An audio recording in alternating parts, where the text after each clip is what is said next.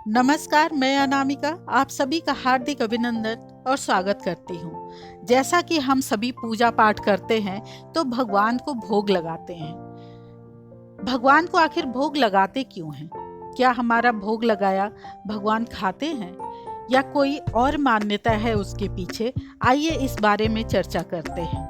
हिंदू धर्म शास्त्रों में यह विधान है कि व्यक्ति भोजन करने के पहले भगवान को भोग लगाते हैं, उसके बाद ही भोजन करते हैं। शुद्ध और उचित आहार भगवान की उपासना का एक अंग है। भोजन करते समय किसी भी अपवित्र खाद्य पदार्थ को हम ग्रहण नहीं करते हैं, वह निषिद्ध होता है। यही कारण है कि भोजन करने से पूर्व भगवान को भोग लगाने का विधान है, जिससे कि हम शुद्ध और उचित आहार ग्रहण कर सकें। अथर्ववेद में कहा गया है कि भोजन को हमेशा भगवान को अर्पित करके ही खाना चाहिए। भोजन करने के पहले हाथ, पैर और मुंह को अच्छी तरह से धो लेना चाहिए, उसके बाद ही हमें भोजन करना चाहिए। भगवान को भोग लगाने से वह भोजन पवित्र हो जाता है, जिससे हमारी आत्मा की भी शुद्धि होती है।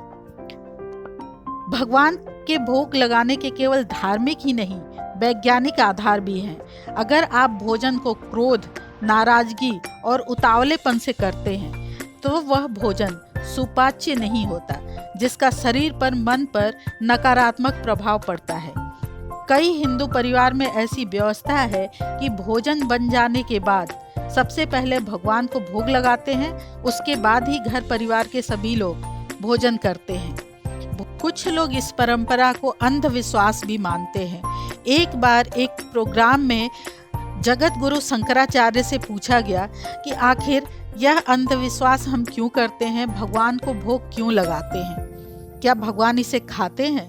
अगर नहीं खाते हैं तो यह हम क्यों करते हैं?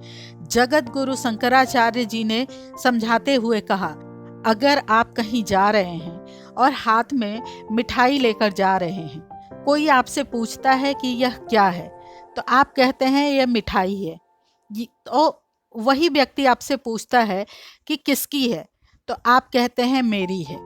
लेकिन अगर वही मिठाई मंदिर में लेके जा रहे हैं और वहाँ पर चढ़ा कर लौटते हैं और कोई व्यक्ति आपसे पूछता है कि यह क्या है, तो आप कहते हैं यह भोग है, यह भगवान का प्रसाद है। उसमें मैं जो था, मेरा जो था, वह अभिमान नष्ट हो गया, अब वो प्रसाद हो गया। आप मिठाई लेकर अगर जा रहे हैं तो आप बहुत करेंगे तो अपने परिवार और अपने रिश्तेदारों को खिलाएंगे, लेकिन वही मिठाई अगर भगवान के चरणों में अर्पित कर दिए और वह भोग बन गया तो उस मिठाई को आप ज़्यादा से ज़्यादा लोगों में बांटेंगे और ज़्यादा से ज़्यादा पुण्य कमाना चाहेंगे। यही परिवर्तन हो जाता है भगवान को भोग लगाने में और बिना भोग लगाने।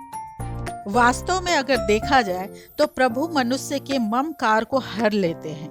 उसके बाद मेरा और मैं का भाव, अहंकार का भाव नष्ट हो जाता है और प्रभु के चरण में भोग समर्पित करते ही अहंकार रहित, स्वच्छ और निर्मल चित्त मन का विकास हो गया। साथ ही इसमें एक त्याग और दान की भावना भी जुड़ी है। आपका लड्डू आप स्वयं खाते हो या परिजन को खिलाते हो, लेकिन प्रसाद ढूंढ ढूंढ कर खिलाते हो, यही परिवर्तन आ जाता है। तो इसे अंधविश्वास नहीं बल्कि श्रद्धा और भक्ति कहते हैं और भगवान के प्रति समर्पण कहते हैं और मन के अहंकार को दूर करने का एक माध्यम भी कहते हैं। इसी के साथ मैं अपनी वाणी को विराम देती हूँ। जय सनातन, जय भारत, धर्मो रक्षति रक्षितः।